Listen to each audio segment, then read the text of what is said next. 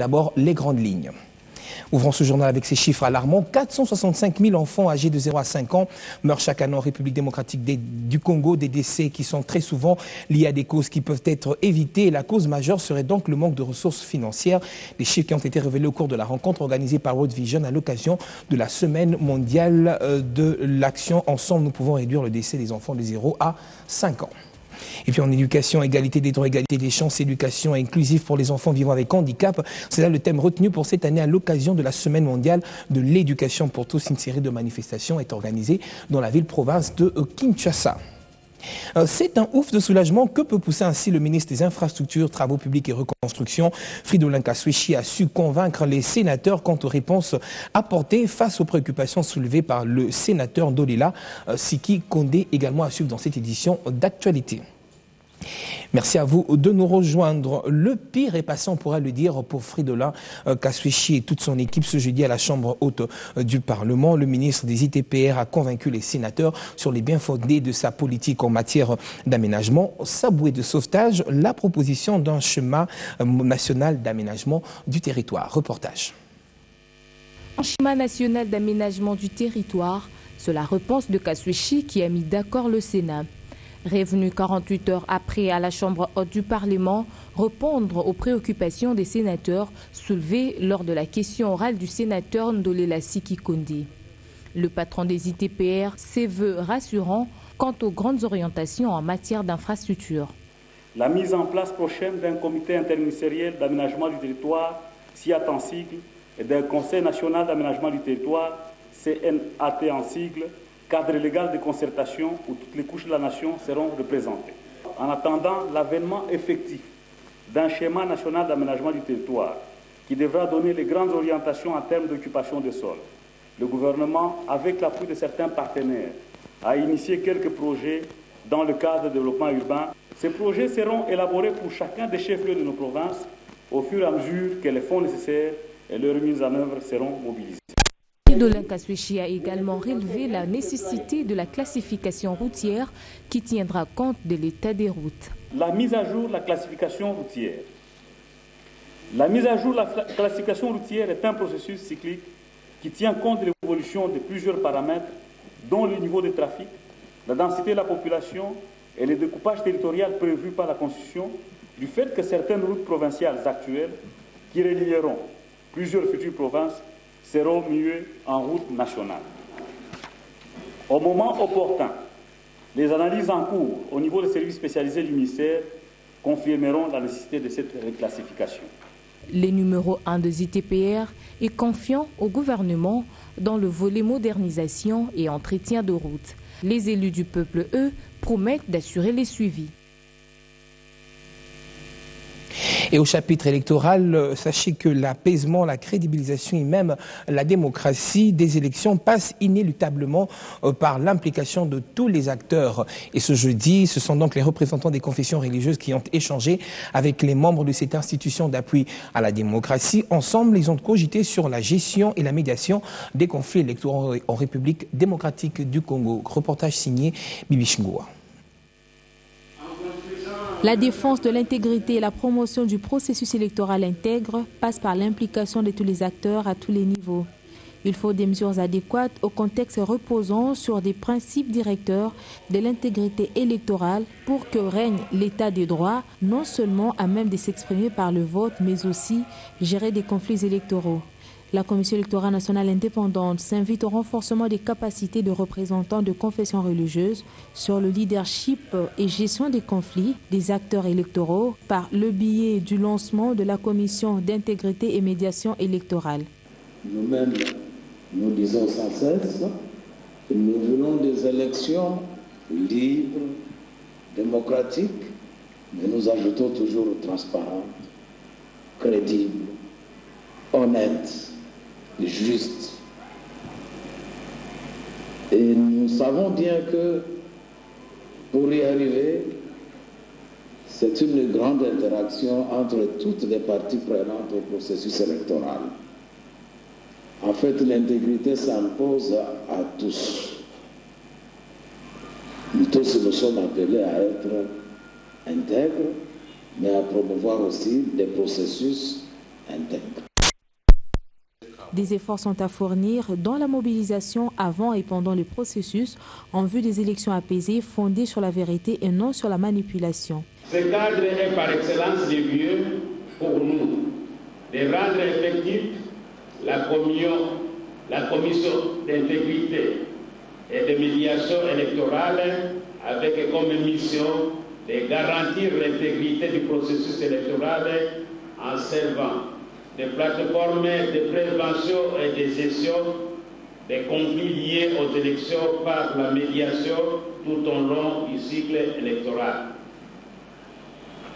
C'est pourquoi il est impérieux que nous soyons outillés et bien informés pour répondre aux attentes de la nation. Le processus électoral n'est pas une tâche exaltante, mais exigeante vis-à-vis de tous. Et toujours à la CENI, avec cette fois Souleïla Cissé, l'Union africaine fait entendre ainsi sa voix pour la ratification de la charte signée depuis 2008. Une visite, il faudra le dire, qui se veut un plaidoyer pour la démocratie, surtout pour le pays en plein processus électoral. Une fois de plus, un reportage signé Bibi Chungoua. La commission pluridisciplinaire pour le plaidoyer de ratification de la charte de l'Union africaine pour la démocratie, élection et bonne gouvernance a franchi le portail de la commission électorale nationale indépendante. Objectif, échanger avec le président de cet organe d'appui à la démocratie. Nous sommes venus demander le soutien et l'aide du président de la CENI qui nous accorde volontiers. Et nous avons découvert qu'il travaille déjà dans ce sens-là. Il travaille à consolider les acquis, à faire de la formation pour que nos jeunes demain aient un comportement vertueux face à la démocratie. Un pays qui sort de crise, qui a connu une crise profonde, mais qui ces derniers temps a fait des progrès énormes. Et je crois que ces progrès ne peuvent être consolidés que si nous mettons en place des outils pour que notre jeunesse soit mieux formée. Et nous sommes venus aujourd'hui encourager les responsables et dire que c'est un combat que nous menons pour l'ensemble de l'Afrique. Et si ça marche au Congo, je suis sûr que le Congo étant le cœur de l'Afrique, ça marchera pour les autres pays aussi. Signataire de cette charte depuis 2008, les acquis de la démocratie en RDC se consolident. Le président de la CENI lui demande au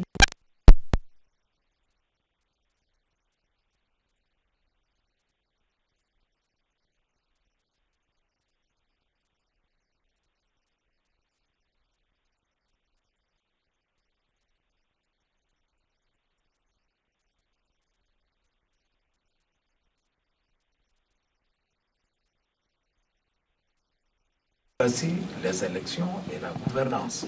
Donc nous ne pouvons que soutenir cette initiative de l'Union africaine, nous rappeler que nous sommes membres à part entière de l'Union africaine et que nous devons montrer l'exemple. Un geste très significatif qui illustre le souci majeur de ces structures d'appui à la démocratie, c'est celui d'organiser les élections libres, transparentes et apaisées. Et puis parlons cette fois-ci du domaine agro-industriel présidentiel de la NCL qui a connu une toute autre ambiance ce jeudi et pour cause, le Premier ministre Augustin Matata Ponyo était présent. Question de se rendre compte de l'évolution des travaux de ce site depuis son lancement, maintenant depuis une année donc. Reportage. Un an après la relance des activités dans le domaine agro-industriel présidentiel de l'Ancélé, le Premier ministre Augustin Matata Ponyo s'y est rendu pour l'évaluation de l'accord de la réhabilitation de ce domaine. Nous sommes venus constater le progrès d'un secteur clé de l'avancement de notre pays. J'ai cité l'agriculture. Daipen, en 1969, se mettait en place. Quelques années après, vers les années 90, Daipen a été détruit. Aujourd'hui, Daipen renaît de ses cendres. Et Daipen renaît avec la modernité. Nous avons vu des installations modernes qui vont fonctionner aux standards européens. On va faire l'agriculture avec précision. On va faire l'agriculture moderne, industrielle. C'est ça le véritable social. Le domaine de l'Ancélé renaît de ses cendres. On compte à ce jour 42 poulaillers au service de l'élévation des poulets de chair contenant 3500 poussins. Matata Ponyo y a visité aussi 3 bâtiments où logent les poussins Les retombées de cet investissement seront bientôt visibles sur les assiettes des Congolais. En novembre, 900 poules seront abattues par heure. Et puis de l'agriculture à l'éducation, égalité des droits, égalité des chances, éducation inclusive pour les enfants en situation vivant avec handicap. C'est donc là le thème retenu cette année à l'occasion de la Semaine mondiale de l'éducation pour tous. Et une série de manifestations est organisée à l'Académie des Beaux-Arts depuis le 5 mai dernier. Et ce jeudi, l'on a parlé du rapport mondial sur l'éducation et le droit à l'éducation des enfants, je le disais donc, vivant avec handicap en République démocratique du Congo. Reportage. La date butoir fixée pour la réalisation des objectifs de l'éducation pour tous était fixée pour 2015. À 7 mois de cette échéance, les résultats ne sont pas fameux. Plus de 57 millions d'enfants à travers le monde ne seront pas scolarisés d'ici l'année prochaine. Et dire que 7 millions d'entre eux sont congolais. Des efforts doivent être faits au-delà de 2015 parce que les objectifs ne seront pas atteints, mais de nouveaux objectifs, de nouveaux besoins vont naître. À partir de ce moment, nous avons voulu saisir l'opportunité que nous a offerte la Semaine mondiale d'action pour renforcer le plaidoyer pour une éducation de qualité pour tous. Mais vous savez, pour une éducation de qualité pour tous, l'enseignant joue un rôle capital. Et par rapport à ça, le plaidoyer doit être renforcé pour que les gouvernements, que les partenaires de la société civile, mais surtout que les partenaires techniques et financiers soient mobilisés pour recruter davantage d'enseignants, les former, mais aussi les motiver. La Semaine mondiale d'action de l'éducation pour tous met en exergue cette année l'éducation inclusive pour les enfants en situation de handicap. Notre appel, c'est de dire à nos autorités que les personnes avec handicap, elles ont de quoi à mettre au service de la nation pour l'éclosion, pour le développement du pays. Et que le handicap ne peut pas être l'objet d'une quelconque exclusion. Enseigner, apprendre, atteindre la qualité de l'éducation pour tous, même après la date butoir de l'année prochaine. C'est l'objectif de la communauté internationale et de la Coalition nationale de l'éducation pour tous. Et que l'État, ainsi que les partenaires de Je voulais annoncer à l'ouverture de cette édition d'actualité. En République démocratique du Congo, ils sont 465 000 enfants âgés de 0 à 5 ans qui meurent chaque année de causes évitables et le manque de ressources financières suffisantes pour le secteur de la santé est à ce jour identifié comme étant le facteur encourageant donc la forte mortalité infantile. Ceci ressort de la rencontre organisée par World Vision à l'occasion de la Semaine mondiale d'action dénommée « Ensemble, nous pouvons réduire le décès des enfants de 0 à 5 ans ». Ceci entrant donc dans le cadre de la vaste campagne de santé dénommée les enfants d'abord. Demeure loin de combler le déficit de 7,2% restant pour atteindre les 15% consentis par le gouvernement congolais à Abuja. Ce manque des ressources financières suffisantes pour le secteur de la santé expliquerait le 465 000 enfants de 0 à 5 ans qui meurent chaque année des causes évitables. Pour susciter l'intérêt des décideurs politiques et des partenaires à poser des actions concrètes pour la santé des enfants, le ministère de la Santé publique, en partenariat avec l'ONG World Vision, en fait le plaidoyer au Parlement. Le meilleur et premier encadrement, c'est la santé. Parce que la santé englobe tout. Il n'y a pas que la santé dans le sens des soins médicaux, il y a aussi la santé alimentaire, il y a aussi la santé mentale, il y a tout ce qui englobe pour la vie intrinsèque d'un être humain. C'est alors qu'on peut suivre sur les questions d'instruction et d'orientation ailleurs dans la vie. Face à la commission mixte socioculturelle et écofine,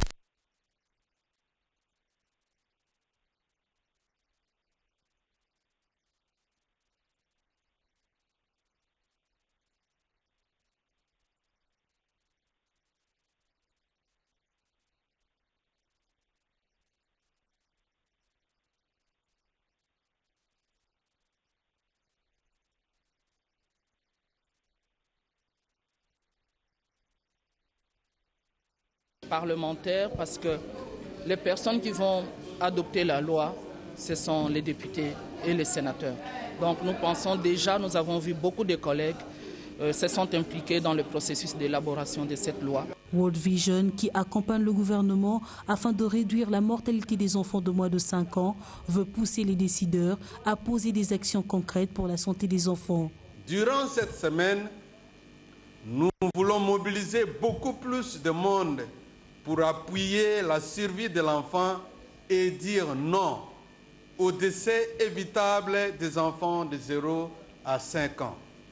Nous entendons de vous un engagement à faire tout ce qui est à votre pouvoir, s'il vous plaît, pour dire non au décès évitable des enfants de 0 à 5 ans en RDC. À l'issue de cette rencontre, les élus du peuple ont pris l'engagement en levant leurs 5 doigts, signe des 5 ans de l'enfant, pour soutenir cette campagne de la survie de l'enfant. Et puis, écho des provinces à présent, direction le Kasaï oriental, où est appelé à inscrire donc son budget un linge de crédit pour la vaccination. Cet appel est de la délégation mixte programme élargi de vaccination en séjour à Amboujmaï. Franck Bambi pour la correspondance. La délégation mixte PEV, UNICEF, députés nationaux, est arrivée à la fin de sa mission au Kasaï oriental. Conduite par l'honorable Grégory Senghé, cette mission a mené un plaidoyer sur la vaccination dans cette partie du pays. Pendant leur séjour en Mbuji-Maï, les membres de cette délégation ont rencontré plusieurs couches de la population ainsi que les responsables des différentes institutions provinciales. Ce mercredi, les agents de PEV, de l'UNICEF et les députés nationaux ont échangé avec les députés provinciaux au siège de l'Assemblée provinciale. La délégation de Kinshasa a demandé aux élus du Kasaï oriental d'inscrire dans le budget provincial une ligne de crédit pour la vaccination. Il s'agit en effet d'appeler la province à prendre en charge le coût opérationnel de la vaccination. Message entendu par les députés provinciaux qui ont émis le vœu de ne toujours pas attendre l'intervention des partenaires extérieurs lors de campagnes de vaccination. Peu avant d'échanger avec les élus, la délégation mixte venue de Kinshasa a pris langue avec le gouverneur de province, Alphonse Ngoï Kassongi, qui a montré sa volonté à s'approprier ce processus pour le bien-être des enfants de son entité. Et tout juste à côté, précisément à Kananga, où le maire de la ville se lance dans la lutte contre tous les marchés pirates de sa juridiction. Il y consacre à cet effet 3 jours de campagne de sensibilisation à l'intention de la population. Pour ce dernier, la détermination reste une obligation pour rendre la ville propre et demande donc l'implication de tous. Les détails avec sur place à Kananga, notre permanent, Patrick John Mukingeshai. La lutte contre le marché pirate sur la ville de Kananga. Le maire intérimaire de cette ville tape du poing sur la table. L'opération débute avec force et la dernière énergie ce vendredi 9 mai 2014 à travers toute la ville de Kananga. La confirmation est du maire intérimaire. Jean-Marie Kalambatouma a consacré avant cette opération 3 jours de mobilisation des opérateurs économiques, de marchandes et marchands de la ville de Kananga à l'évacuation du marché pirate à travers toute le grande artère, trottoir et véranda de la ville de Kananga.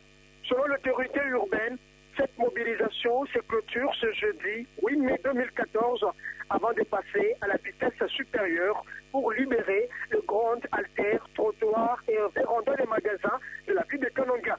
Jean-Marie Kalamba précise que les éléments de la police nationale congolaise feront partie de l'opération pour l'aider à réussir tout azimut cette opération. Rappelons que la ville de Kananga, avec toutes ses avenues, c'est plein de marchés pirates. La population ne savent pas marcher à cause de ce marché pirate. Le maire de la ville s'est dit très déterminé à mettre fin à cette opération.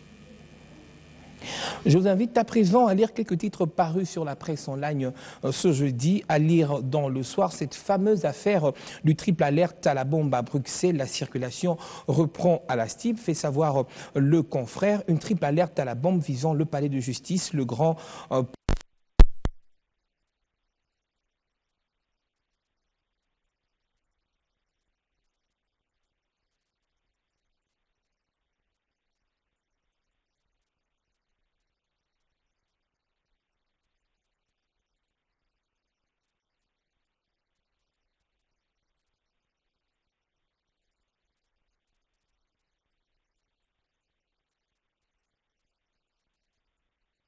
sport à lire dans afrique.com. FIFA, Côte d'Ivoire, Égypte et Algérie sur le podium. La FIFA a dévoilé ce jeudi son classement du mois de mai des sélections nationales. Au niveau mondial, l'Espagne reste toujours la nation numéro 1, suivie de l'Allemagne. Le Portugal compte sur la 3e place du podium, désormais convoité par le Brésil, 4e. Et sur le plan africain, la Côte d'Ivoire reste en tête devant l'Égypte et l'Algérie. Il fallait s'y attendre, fait savoir le journal. Le mois écoulé avec le faible nombre des rencontres internationales, 13 au total, n'a eu que peu d'effet sur le nouveau classement du mois de mai dévoilé par la FIFA. Et au niveau mondial, donc l'Espagne reste toujours la première nation, suivie de l'Allemagne et du Portugal. Cela n'arrive pas tous les jours que les athlètes visitent des centres de formation d'apprentissage des métiers, à l'exemple des judokas de la République démocratique du Congo qui sont allés visiter l'Institut national de profession professionnelle. Ils ont eu une petite idée des différentes filières qui sont organisées au sein de cette institution. Nous y reviendrons dans nos prochaines éditions. Et puis ce communiqué nécrologique avant de poursuivre cette édition d'actualité. Les familles Kapeta Monga, Kabindangoy et Pemamoto ont la profonde douleur d'annoncer aux frères, amis et connaissances le décès du professeur Kapeta Nzonvu Ilunga, ministre honoraire des Sports, mort survenu ce mercredi 7 mai 2014 aux cliniques universitaires de Kinshasa. L'illustre disparu n'a pas résisté longtemps après la mort de son épouse qu'il avait connu 44 ans de vie commune. Le programme des funérailles sera communiqué dès qu'il sera établi. Biwan présente ainsi ses condoléances les plus attristées à la famille de l'illustre disparu. Et puis ce communiqué, avant de poursuivre ce journal, communiqué de recrutement du personnel du projet de renforcement des capacités de gestion des fonctions de base de l'administration publique, PRC, /GAP en sigle, dans le cadre de renforcement des capacités donc, de gestion des fonctions de base d'administration publique. Le gouvernement de la RDC et la Banque mondiale ont signé le 28 juillet 2011 un accord de financement du projet référencé IDEA H/7210/ZR. Ainsi, pour contribuer au développement d'une administration publique moderne, efficace et performante par l'instauration d'une culture des résultats, Sodeiko Manpower recrute pour ce projet les postes ci-après: un coordonnateur, un directeur technique, un directeur administratif et financier, un chargé de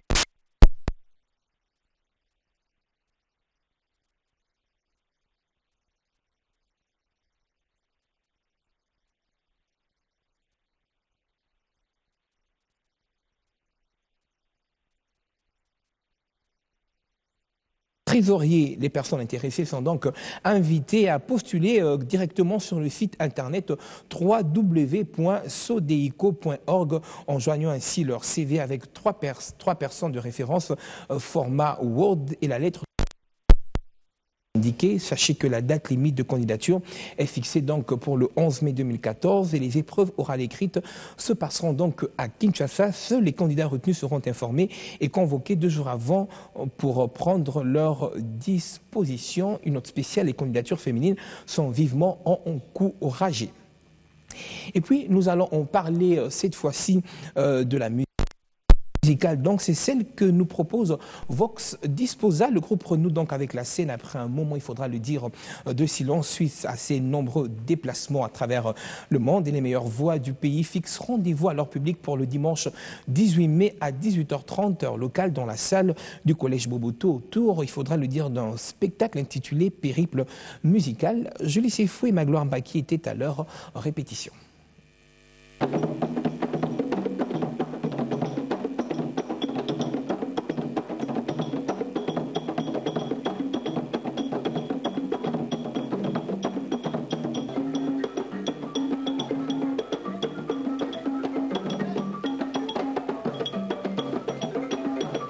Cette orchestration est celle que les amoureux du son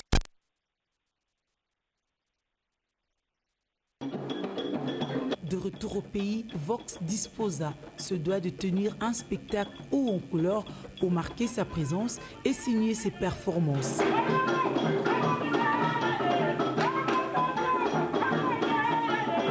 Les musiciens ajustent déjà les notes. Vox Disposa fait un peu de tout.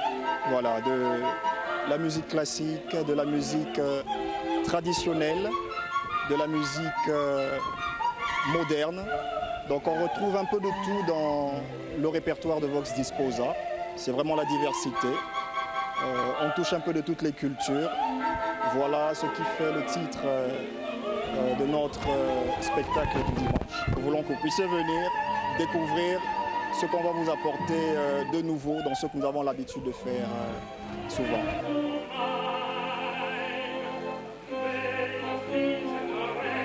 Les meilleurs chantres de Kinshasa mettront tout en marche pour régaler les yeux, les cœurs et les âmes du public. Rien ne les arrête, même pas les intempéries.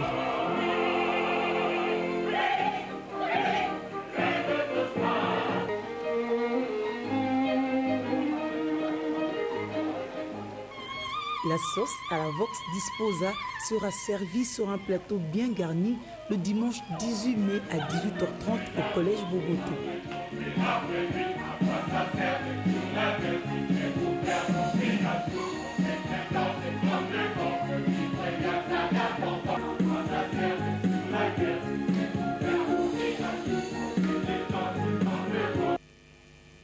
C'est donc là un spectacle à ne pas manquer. Je vous l'annonçais tout à l'heure, leur visite, cette visite des judokas nationaux de la République démocratique du Congo dans l'enceinte de l'Institut national des de professions professionnelles, mesdames et messieurs.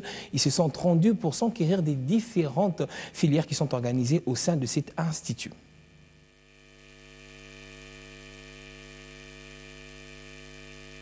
C'est une visite dont l'activité exercée par les visiteurs, ici, n'aurait à première vue rien à voir avec le centre visité.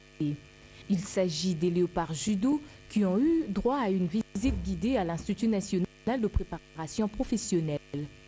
Il était question pour ce dernier de se faire une idée précise sur les différentes filières organisées au sein de cet institut. L'objectif étant de préparer ces athlètes à exercer un métier après leur carrière des judo. Cela pour une auto-prise en charge. L'initiative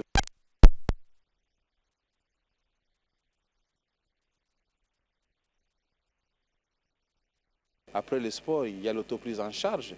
Après le sport, ils ont des petits problèmes par-ci, par-là. Mais pourquoi ne pas leur apprendre le métier de façon qu'ils puissent résoudre d'eux-mêmes ce genre de problèmes-là?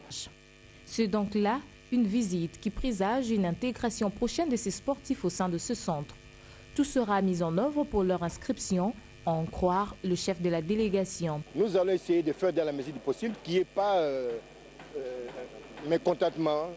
Qu'il n'y ait pas mécontentement, parce que même le président il a dit qu'il était tout à fait d'accord de prendre 200, 300 judokas. Je crois que le nombre est assez important, que tout le monde pourra se retrouver sans problème. Une volonté manifeste exprimée par ce judoka quant à apprendre un métier. Certains d'entre eux se sont déjà fait une idée sur ce qu'ils pourront embrasser comme filière.